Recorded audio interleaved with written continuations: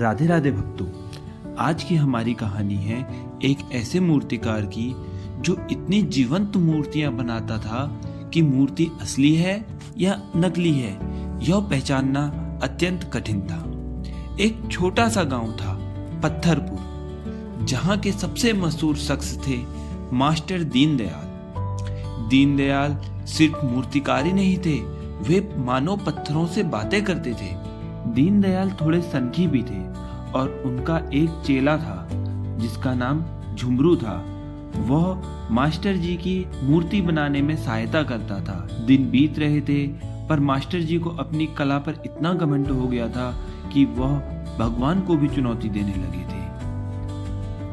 एक रात की बात है, मास्टर जी अपने हुक्के का आनंद ले रहे थे। अचानक कमरे का तापमान 0 डिग्री हो गया और धुएं के बीच से एक काली परछाई निकली। वो और कोई नहीं, चित्रगुप्त थे। चित्रगुप्त जी ने मास्टर जी से मजाकिया अंदाज में कहा कि दीनदयाल जी, आपका सब्सक्रिप्शन खत्म हो गया है, चलिए आपकी ऊपर की टिकट कट गई है। दीनदयाल जी का पसीना छूट गया।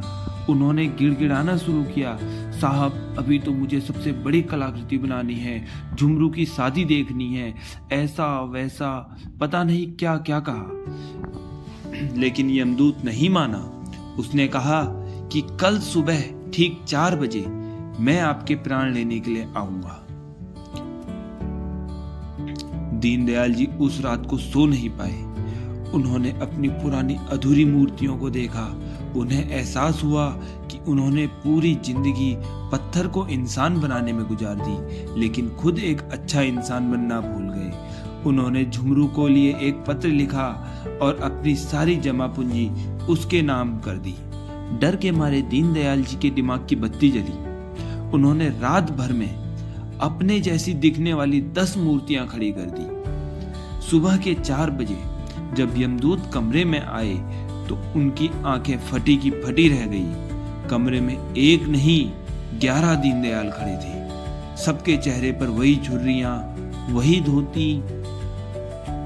यह सब देखकर यमदूत चकरा गए। उन्होंने सबको छूकर देखा, पर मास्टर जी ने सांस ऐसे रोकी थी जैसे कि वो खुद पत्थर हो। यमदूत परेशान होकर वापस ऊपर गया और यमराज जी से बोला, प्रभु उसने तो आपको ही चुनौती दे डाली है, अब मैं असली वाले को कैसे पहचानूं? यमराज जी मुस्कुराए और बोले, वत्स, इंसान शरीर से नहीं अपनी कमियों से पहचाना जाता है। जाओ उसकी सबसे बड़ी कमजोरी पर वार करो। यमदूत वापस धरती पर आया। वह कमरे के बीचों बीच खड़ा हो गया और गहरी सांस लेकर बोला, दीनदयाल, तुम्हारी कला को सलाम। मैं सदियों से यमलोक में सेवा कर रहा हूं, पर ऐसी सफाई आज तक नहीं देखी। ये मूर्तियां तो स्वर्ग की अप्सराओं से भी सुंदर हैं, लेकिन ये क्या? वह लेकिन सुनकर छिपकर खड़े असली दीनदयाल के कान खड़े हो गए। यमदूत ने आगे कहा, अफसोस कि कलाकार ने अपनी पूरी मेहनत बर्बाद कर दी। इन मूर्तियों के बाएं कान के पीछे एक छोटा सा गड्ढा रह गया है। यह कितनी बड़ी भूल है।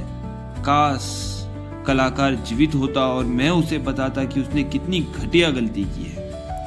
अब मास्टर जी से रहा नहीं गया। उनकी रगों में दौड़ता घमंड उफान मारने लगा। वह मूर्तियों के बीच से कूदकर बाहर आए और यमदूत से बोले, दिखाओ कहां है गड्ढा?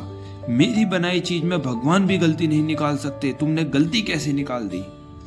यमदूत धीरे से मुस्कुराया और दीनदयाल का हाथ पकड़ लिया और बड़े प्यार से कहा, दीनदयाल जी, गड्ढा मूर्ति में नहीं, गड्ढा आपके मन में था। इसी को अहंकार कहते हैं। चलिए आपका समय हो गया है। दीनदयाल की आंखों में आंसू आ गए। उन्होंने समझ लिया कि मौत से तो बचा जा सकता है, पर अपने स्वभाव से नहीं। उन्होंने आखिरी बार झुमरू की ओर देखा, अपनी छेनी और हथौड़ी जमीन पर रखी और यमदूत के साथ चुपचाप चल दिए। तो दोस्तों, इंसान की पहचान उसकी कला से नहीं बल्कि उसकी विनम्रता से होती है। पत्थर की मूर्तियों में जान आ सकती है, लेकिन जिस इंसान के अंदर अहंकार आ जाए वह जीवित होकर भी पत्थर के समान हो जाता है। राधे राधे भक्त।